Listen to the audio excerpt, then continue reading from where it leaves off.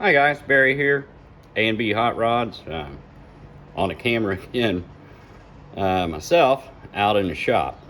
I had one of my newest subscribers ask a few questions about the tilt front end that I put on the 55. So I thought I would go ahead and just do another video, a quick video of how I did that, so he wouldn't have to dig through all the other boring videos I have trying to figure out what I did there. So gonna give a shout out to Rodney. I'm assuming he runs a couple of 56 Pontiacs, which has the basic same body shape as the Tri-5 Chevys. I'm quite the fan of the Pontiacs. I like the way they look. So with that being said, we'll turn around here. And one of the first things I wanted to do when I decided, first of all, the reason I decided, for the same reason that Rodney mentioned, you know, it's really difficult to get in the engine bay on these Tri-5s. I guarantee you, if you have a Tri-5, Chevy or Pontiac, you have knocked your head off on the hood latch trying to crawl down in there to get to the engine bay.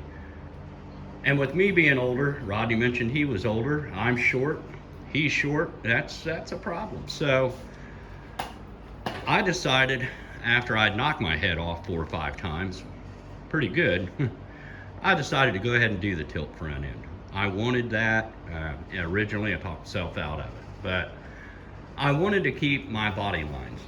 I did not want to emulate a fiberglass tilt front end. It's not what I was looking for. These body lines is what gives the car its character, just like the rounded shapes and everything. You know, if you look at the front end of these cars, the Tri-5s, you know, that car basically has a face.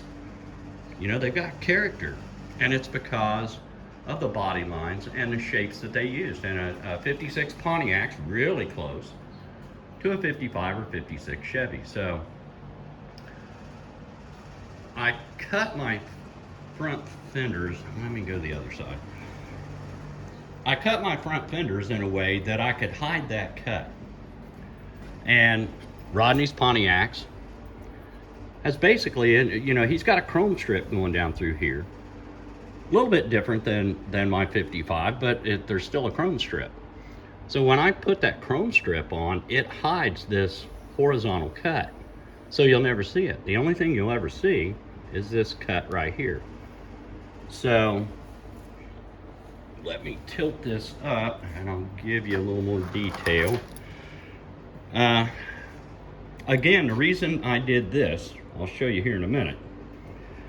A lot of guys tilt the whole entire fender, which, you know, that's cool, but unless you're going to tilt it all the way up to the point where your hood is about ready to touch the ground, you've still got all of this in your way here over the fender well. So it's still difficult to get in there. So you go from knocking the top of your head off on your hood latch to knocking the side of your head off on the bottom of this front fender right here.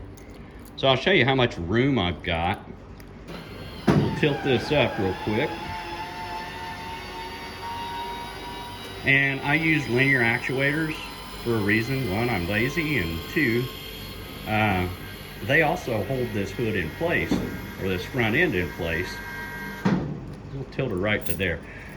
And I can go further. The linear actuator's got plenty of room. I can almost put the nose on the ground. So now you can see, you know, I've got this huge area right here.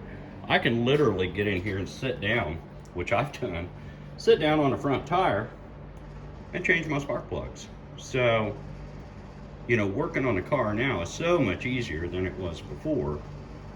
There's my quadrojet I rebuilt yesterday and screwed up because my thermostat housing's right in the way of the fuel inlet. So I got some spacers coming for that. I've been wanting to experiment with that anyway. So, you know, as far as the framework, like originally, what I did, you've got to attach your fenders, of course, to your hood, okay? And they've got they've got the lips coming down that you can do that. So I temporarily tacked those in place just to hold this fender, the hood, and that fender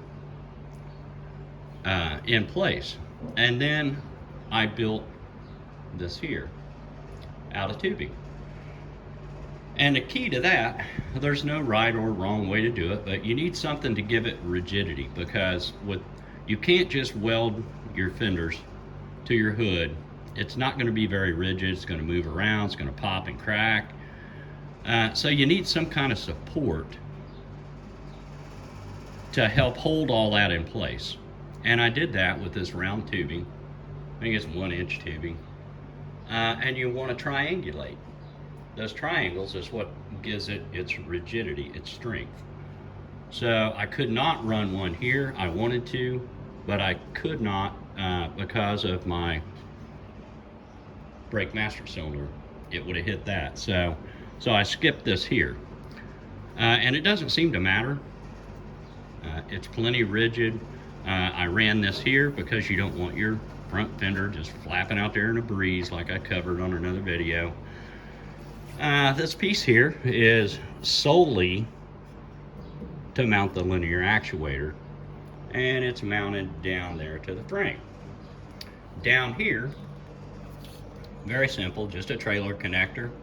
They're waterproof. So to take my doghouse off, I unplug this, disconnect the pins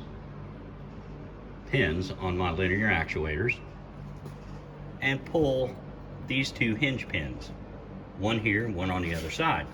And then two guys, and it takes two guys because this is an all steel front end and it's very heavy. Two guys can lift the whole front end off the car. And then if I want to do an engine change, you know, I take out my bolts here for my radiator support that I built, and all this comes out. You literally have to lift the engine about 4 inches, and you can pull the motor and tranny out with no problem, straight out the front. So, and that's what I wanted. I wanted ease of maintenance later, because I'm gonna be doing engine swaps in this car. I guarantee it. I probably will go, this is a 400 small block. I will probably go to a big block eventually. I already know I'm going to. Another thing I did, I ran this bar here across. I've got my wiring tied up to it now, but that'll change. This is the only purpose, really, I didn't need it for strength. The only purpose for this right here is to mount my front bumper to, because I wanted to run a front bumper on this car. And I wanted the front bumper to tilt with the front end. So my brackets for my front bumper will actually be welded to this tube going across. And then that allows you to tilt everything as one unit. And when you put it back down, again, it looks stock, and that's what I wanted. I'm not building a drag car, so everything else, you know, I used some angle iron. Most of this stuff I had laying around in my shop, just doing nothing with. So I did build these out of 3/16 flat stock that I had. And if you look at this area here, when the unit's tilted down, it actually rests on this frame right here. So that helps too. Eventually I might put a rubber bumper there. I don't know if I get any noise or squeaking or whatever, I can do that. My radiator looks like it's solid mounted, which it is in a sense to this. But if you follow that down, that's where my rubber pieces are, here and here. So, and you want that to take that vibration out, otherwise you'll be going through radiators when they start springing leaks, because you don't have any give. You got to have a little bit of give. This particular radiator and cooling fans I bought on eBay. It's actually for some year Corvette. So it doesn't have any trouble keeping the engine cool, and it's working out really well. So we can go around here to the other side. So yeah, if you're you know, Rodney, you're thinking about putting a tilt front end on your Pontiacs, it's totally doable. Just one step at a time. Work your way through one problem at a time. I capped off my fenders.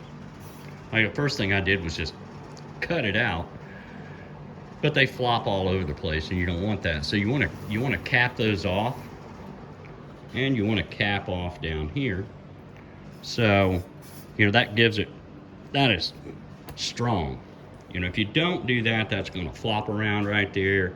Your body lines aren't going to line up when the hood's closed. So right now, when I put the hood back down, it's, again, it looks like stock, and that's what I wanted it to look like.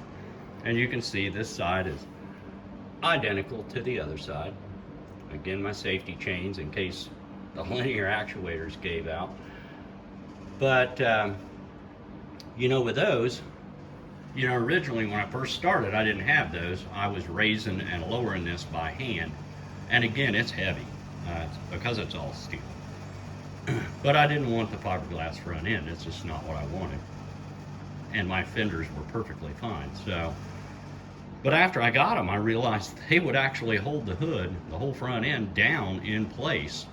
I drove the car several times on the road without any problems at all. There's no movement in the front end.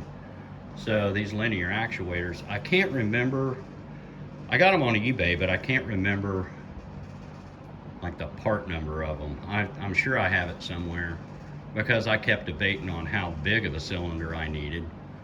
I didn't want it to shoot up like it was, a hydraulic unit, but I didn't want to take 3 days to get the hood up either. And they work perfectly. I've raised and lowered this, I don't know how many hundreds of times, and they're still going strong. So, really, that's about it. I just wanted to, Rodney, if there's anything else you want to look at, any more detail you want, let me know. I appreciate the subscription. And, you want to do your Pontiacs up, don't think you can't, because you can. It just takes a little time. Like I said, just work your way one problem at a time, and you'll get there. And, the Pontiacs is basically the same. They've got this same chrome strip going down, so you can totally hide that so it looks stock, if that's the look you're going for. So, you guys, if you have any questions, let me know. Stay safe. Have a good day. Oh, now I did it. My battery's going down.